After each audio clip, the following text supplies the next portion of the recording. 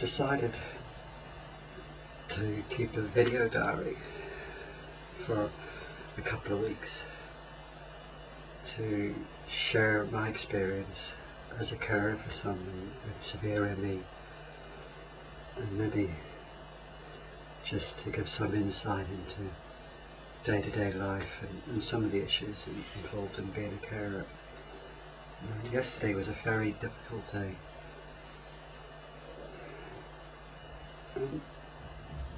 I think one of the things with severe ME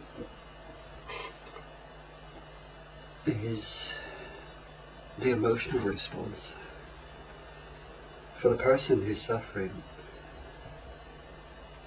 they can easily feel bad about themselves and guilty and feel they're just a burden,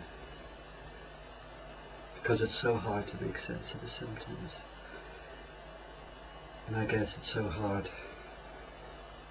for the person who's been ill, not just for days, not just for weeks, not just for months, but for year after year after year, to think, what am I doing wrong? Why can't I just be well? And it's just so hard for the person to survive being so ill. I think the way Linda copes is there's a part of her that's Linda, and there's the part of her that's desperately unwell, and the part that's Linda is living her life,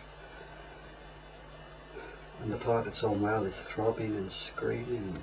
It's surrounding her with pain, and she copes by holding on to Linda. But my goodness, sometimes she feels bad about herself, as if she's just horrible or something. For the carer,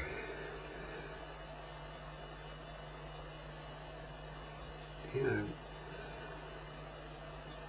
last night, I feel terrible this morning. Last night I said, look, I don't have to be here doing this. I'm married to you, I'm your partner, I'm not your full-time carer. I feel terrible about that. And that's because I lost sight as well of what is going on in ME. And I just wanted to be Linda and I, married, living our life, and the life that we set out to live when we got married. What happened was we entered into this sea of pain and suffering. And it's all very well knowing stuff in your head.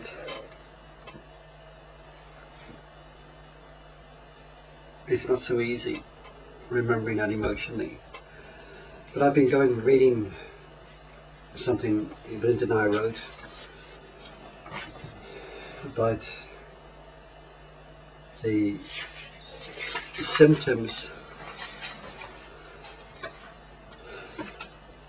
what somebody with ME is going through. And it's very important, I think, to come back and remind yourself just of the physical reality of this illness and the complexity of what you're dealing with. And just a sample, you know, it's all very well me saying, you know, I don't have to be here and care for you, and sadly it's terrible. Linda just feels she's being horrible on some level, and there's something wrong with her, and then we both end up feeling terrible. But when you realise just what the person's going through, cognitive impairments, processing problems, brain fog, partial or complete memory loss, stroke-like episodes, tremors, aphasia, ataxia, dyscalculia, hyperacusis, loss of adaptability, and worsening the symptoms with stress. Stress is terrible for someone with ME. Time and time again we see this. Even if you're not even aware of what's going on with that stress, or you feel you're coping, the stress has a catastrophic effect, actually both on the carer and both on the person with ME. Severe pain, paralysis, persisting disequilibrium and ataxia, cardiac arrhythmia, angina-like chest pain, noise sensitivity, no energy, muscle weakness, loss of memory, concentration, intractable pain, pain weakness, numbers, paresthesia, cognitive impairment, muscle dysfunction and twitching, orthostatic intolerance, extreme post-exertional muscle fatigability, recurrent nausea, profound incapacitating malaise, poor coordination, pain in muscles, joints, heels, backs, limbs, chest, stomach, orthostatic intolerance, muscle fatigue, weakness, difficulty with breathing, breathlessness. And it goes on, and there's pages of this stuff. So I think that's what I think this morning, and it's definitely going to go back into read the clinical basis for this illness. And we've got to bear that in mind. That's what I think I've learned today.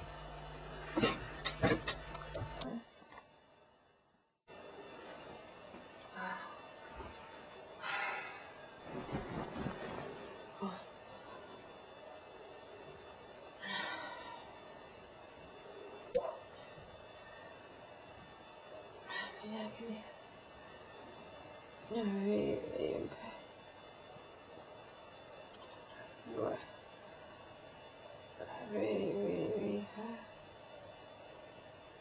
Oh, my face hurts so numb. Oh, I feel really sick. I have pain in my arms. It's really high. Oh, I can't wait to be touched. I feel so, oh, I feel so awful.